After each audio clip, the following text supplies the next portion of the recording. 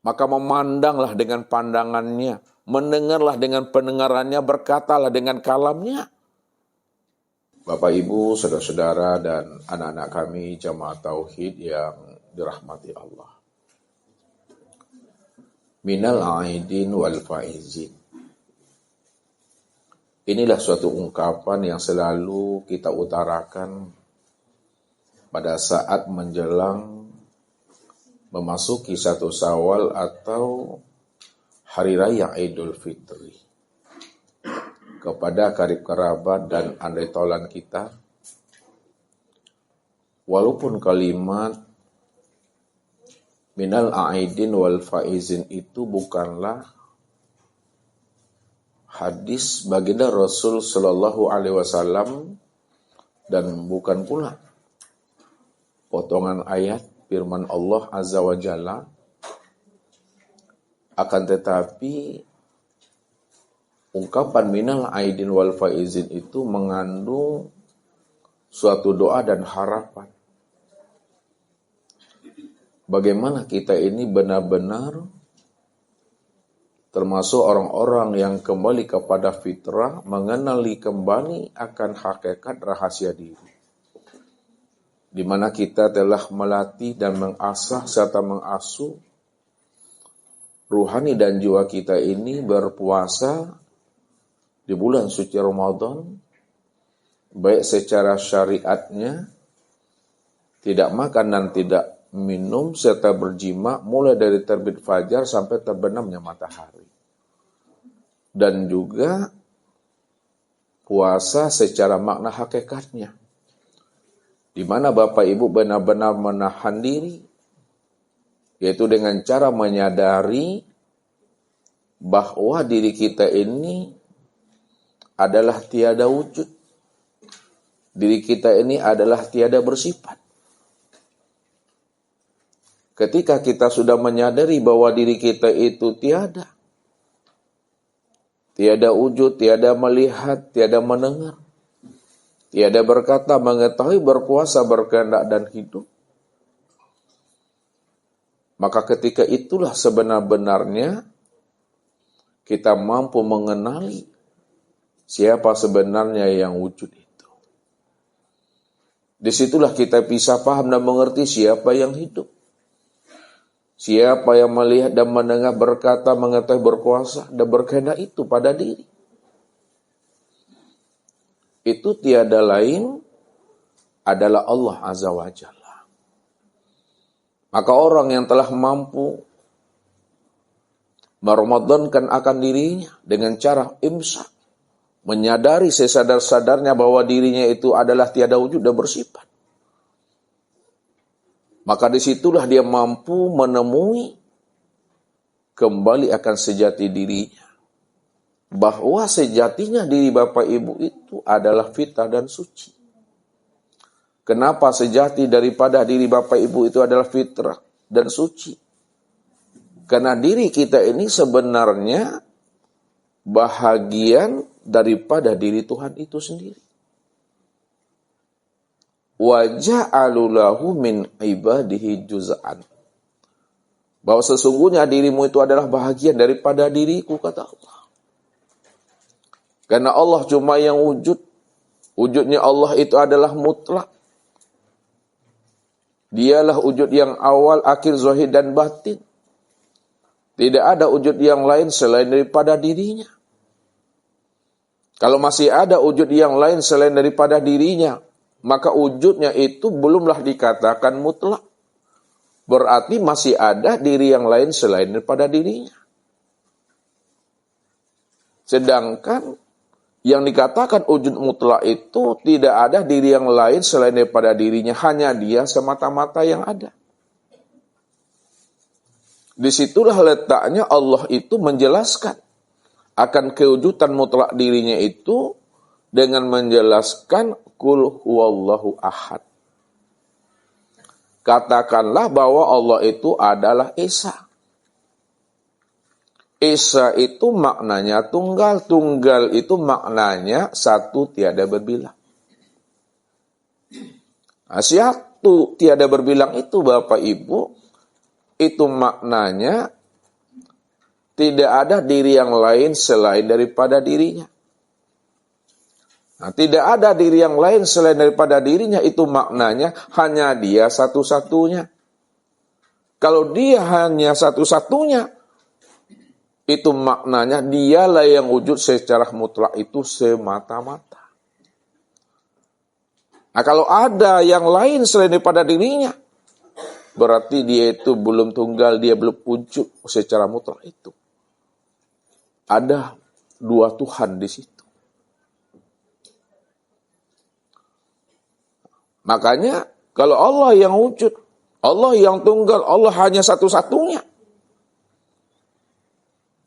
maka alam dan diri Bapak Ibu ini, inilah yang dikatakan tajalli min tajaliyatillah. Diri kita inilah yang dikatakan kenyataan daripada dirinya. Diri kita inilah kezahiran penampakan dirinya. Diri kita ini adalah bahagian daripada dirinya. Wa ja'alu lahu min ibadi juz'at. Kalaulah diri kita ini bahagian daripada dirinya, bahagian daripada dirinya, itu tiada lain adalah dirinya semata-mata. Maka disitulah rahasianya. Bahwa diri kita itu adalah fitrah dan suci. Kenapa diri kita itu hakikatnya adalah fitrah dan suci? Karena diri kita ini bahagian daripada dirinya sendiri. Nah, kalau digunakan dengan bahasa kias Bapak Ibu, bahasa perumpamaan, bahasa perunggu, bahasa bersayap namanya, kita ini taobannya adalah satu tetes saja dari sebuah lautan Bapak Ibu. Apa maknanya kita ini satu tetes dari sebuah lautan? Kalau kita ingin memahami akan asinnya air laut itu Bapak Ibu,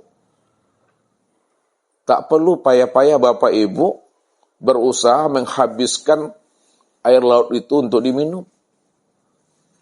Tak akan sanggup juga Bapak Ibu menghabiskan air laut itu untuk diminum. Jadi bagaimana cara merasakan asinnya air laut itu? Cukup Bapak Ibu ambil saja setetes, maka rasakanlah di lidah itu. Ketika lidah sudah merasakan satu tetes air laut itu, disitulah kita bisa memahami dan menyadari bahwa air laut itu benar-benar asin.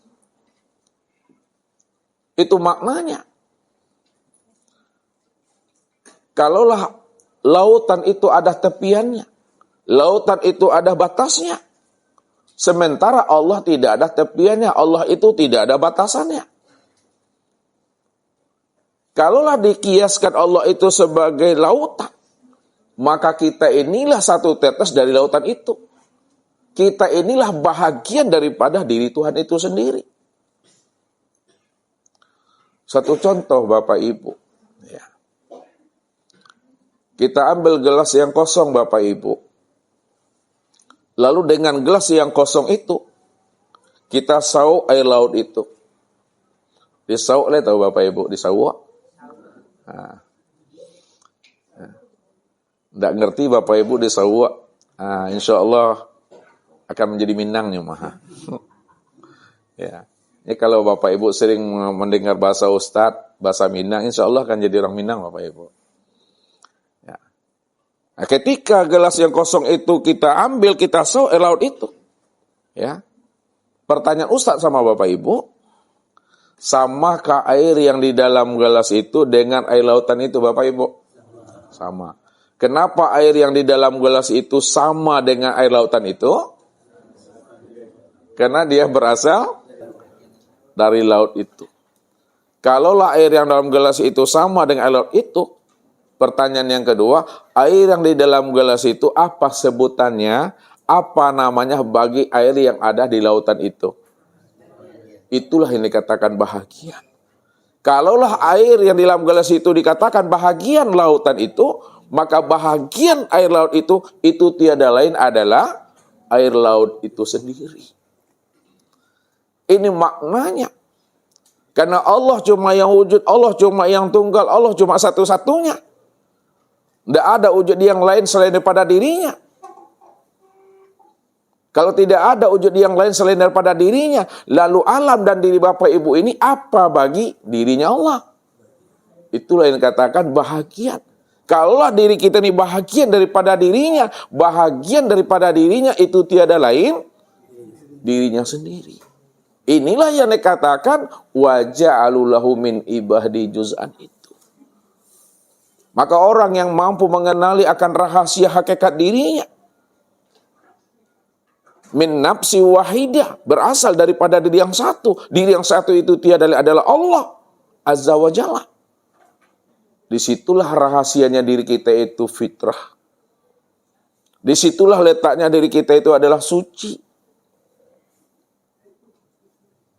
Dikatakan fitrah, dikatakan suci. Karena diri yang fitrah dan suci itu berasal daripada diri yang suci itu. Itu adalah Allah Azza wa Jalla. Maka orang yang sudah menemui dirinya, orang yang telah menemui akan rahasia hakikat dirinya, wal faizin, itulah orang-orang yang beruntung. Orang yang beruntung adalah orang yang usul kepada Allah. Orang yang beruntung itu adalah orang yang bermarifat kepada Allah. Orang yang beruntung itu adalah orang yang berliqah dan bermusyahadah dengan Allah. Orang yang beruntung itu adalah orang yang bermuwajahah dengan Allah. Siapa yang telah berliqah, bermusyahadah dan bermuwajahah dengan Allah, maka disitulah antara dirinya dengan Tuhannya tidak ada pembatasnya. Tidak ada tabir, tidak ada sekat, dan tidak ada dinding antara dirinya dengan Allah itu. Apa sebabnya dirinya dengan Tuhan itu tidak ada tabir, hijab, dan pembatas? Karena dia sudah memahami dan menyadari bahwa dirinya itu tiada lain adalah bahagian daripada dirinya sendiri. Kalaulah diri kita ini bahagian daripada dirinya sendiri, bahagian daripada dirinya itu tiada lain, itulah dirinya yang sesungguhnya. Maka ini yang Allah utarakan kepada kita dalam sebuah hadis qudsi. Khalaqal insan ala suratir rahman wa khalaqa Adam ka suratihi. Dijadikan insan itu sesuai dengan gambaran Ar-Rahman. Ar-Rahman itu diriku, kata Allah. Dan dijadikan Adam itu sesuai dengan gambaran rupa diriku sendiri. Begitulah Allah membukakan akan rahasia dirinya kepada kita ini, supaya kita juga bisa memahami dan menyadari siapa insan itu yang sebenar-benarnya. Jadi jangan Bapak Ibu kira insan itu diri Bapak Ibu. Ini yang selalu Ustaz utarakan kepada kita. Supaya kita pandai-pandai meniti di atas kalam Ustaz itu. Walaupun Ustaz mengatakan kita punya diri, tapi dirinya kita bukanlah kenyataan diri kita. Walaupun kita disebut namanya insan, tapi insannya kita bukanlah kenyataan diri kita. Walaupun Bapak Ibu dikatakan orang, diri Bapak Ibu orang, akan tetapi orangnya Bapak Ibu bukanlah kenyataan diri Bapak Ibu. Lalu siapa yang sebenar diri? Siapa yang sebenar insan dan siapa yang sebenarnya manusia dan orang itu? Itu aku, kata Allah. Karena aku yang wujud, aku yang tunggal, aku yang esa, aku cuma yang ada. Maka disitulah Allah menjelaskan al-insanu nafsi wa ana nafsahu. Insan itu diriku. Jadi Allah yang menjelaskan insan itu diriku wa ana nafsahu. Dan akulah dirinya insan itu. Al-insanu siri wa ana sirahu. Insan itu rahasiaku dan akulah rahasianya insan itu. Al-insanu siri wa siri sifati wa sifati la ghairi. Insan itu rahasiaku. Rahasiaku itu sifatku, sifatku itu tiada lain aku.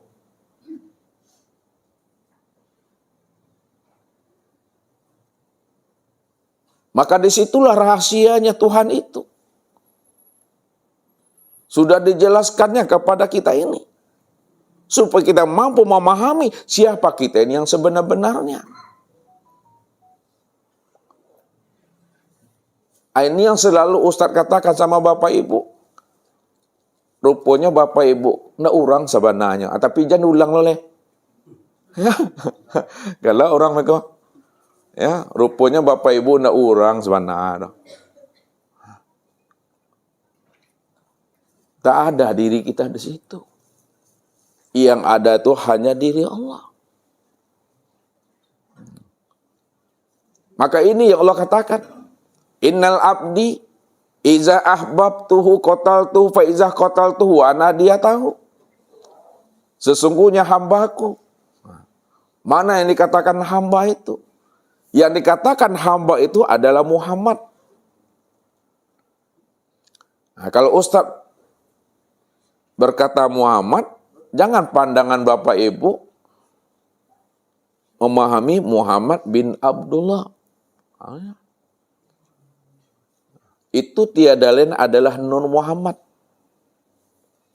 Nah, jadi yang dikatakan hamba itu adalah Muhammad. Muhammad itu maksudnya Nur Muhammad. Nur Muhammad itu adalah wujudnya Allah. Nur Muhammad itu kezuhiran Allah. Nur Muhammad itu tajalinya Allah. Nur Muhammad itu ainullah. Nur Muhammad itu wujudullah. Itu secara makna hakikatnya. Makanya dikatakan Allah. Innal abdi iza ahbabtuhu. Sesungguhnya hambaku apabila ia telah aku cintai, kata Allah. Telah aku jadikan dia menjadi wali dan kekasihku. Qataltuhu. Maka pasti aku bunuh dirinya. Jadi siapa yang menjadi kekasih Allah? Siapa yang Allah angkat maqam dan derajatnya menjadi kekasihnya? Pasti dibunuhnya dirinya. Difanakannya dirinya, dikaramkan dirinya, dihapuskannya dirinya.